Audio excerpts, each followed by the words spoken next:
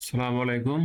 আজকে আমরা দেখব ২০২৫ সালের প্রাথমিকের বৃত্তি পরীক্ষার ফলাফল কিভাবে দেখতে হয়, তা আমরা আজকে দেখব ইনশাআল্লাহ। তো প্রথমে আমরা যেকোনো একটি ব্রাউজার ওপেন করব, Google Firefox। যেকোনো একটি ব্রাউজার ওপেন করে google.com আমরা লিখব। লিখার পরে এরকম সার্চ বার আসবে। এইখানে আমরা লিখব হচ্ছে এই যে IPEMIS। IPEMIS এটা লিখবো, অথবা এই যে নিচের পূর্ণাঙ্গ ওয়েবসাইটের ঠিকানা http://ipemis.dpe.gov.bt।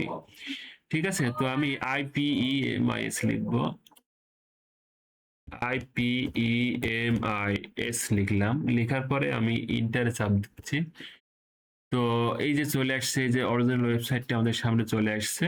আমি এটাতে ক্লিক করতেছি। ক্লিক করলে আমার সামনে এরকম একটা ইন্টারফেস চলে আসবে অরিজিনাল ওয়েবসাইটের। তো এখানে আমরা যে কাজটা করব, এই যে বৃত্তির ফলাফল এখানে আমরা ক্লিক করব।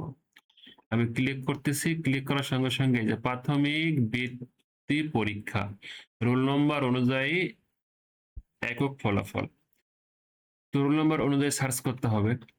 পরীক্ষার শিরোনাম প্রাথমিক বৃত্তি পরীক্ষা ২০২৫। রোল নাম্বারটা এখানে লিখতে বলতেছে। আর এখানে দেখেন, আপনারা এখানে রোল নাম্বার লিখবেন এই ঘরে। আর এখানে দেখেন ক্যাপচা দেওয়া আছে এখানে, ঠিক আছে।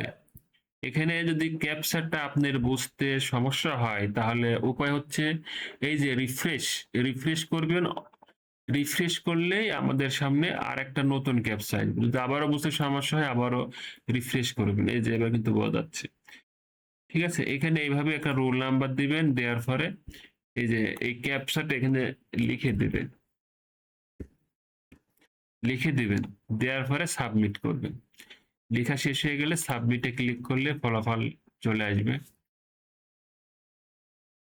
কোনো তথ্য পাওয়া যায়নি, যদি বৃত্তি পাই এখানে আপনাদের বৃত্তির ফলাফল চলে আসবে।